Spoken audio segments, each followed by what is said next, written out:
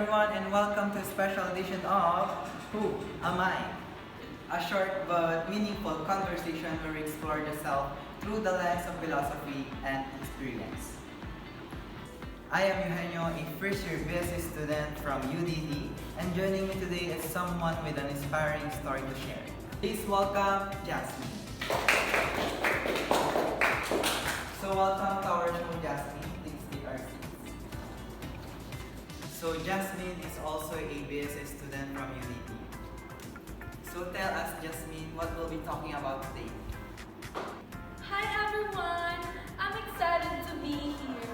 Today, I will explore my identity using the two philosophical lenses by John Paul Sartre's extensionalism and Socrates' introspection.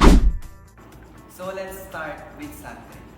He believed that we're not born with a set of identity, that we created who we are through our actions and choices. So Jasmine, how does this connect with your personal journey? I really resonate with Sartre's belief that he said that we are not defined by our circumstances, but by how we respond to them. That speaks directly to me. I grew up in a very challenging environment where my father is absent and my mom, she was in jail. I was the eldest daughter and I had to grow up fast. While others relied on their parents, I had no choice but to depend on myself. I decided to keep studying, to work hard, and to provide myself, not because someone told me, but because I chose to. That was so incredible strength. So your identity wasn't something you inherited. You built it through your decisions and perseverance in life. Exactly. I didn't let my background write my story. I wrote it for myself. Now, I support myself even with daily expenses, and I take pride on that. Sartre said that we are the authors of our own lives, and I believe on that. Every small decision I made brought me here. And now, let's shift to a much older thinker, Socrates. He believed that unexamined life is worth living. So, for you, what role does introspection play in your story? There are so many times I felt so overwhelmed. It's like the feeling of surviving and not living. But then I keep asking myself deeper, who am I? What person I want to be? Those moments of reflection help me understand my values, my goals, and even my pain. Instead of just reacting to life, I began responding with purpose.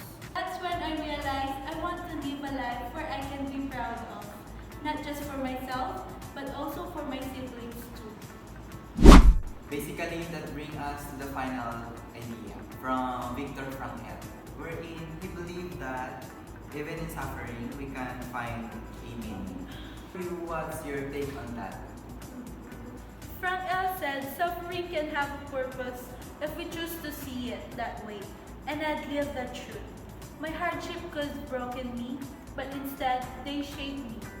Supporting my siblings, studying despite the odds, it's not just something I had to do, because my reason is to keep going. So before we close, Jasmine, how this perspective shape who you are becoming as a future business professional? Great question. These philosophies help me realize that success isn't just about talent. It's about choices, awareness, and purpose. As a future accountant, I will face challenges too. But I know I can reflect, make good decisions, and lead with integrity. My story doesn't define me. I define my story. And that's a message we can all learn from. Thank you, Jasmine, for sharing your story with us. And thank you to our audience for joining today's episode of Who Am I? Where philosophy meets real life.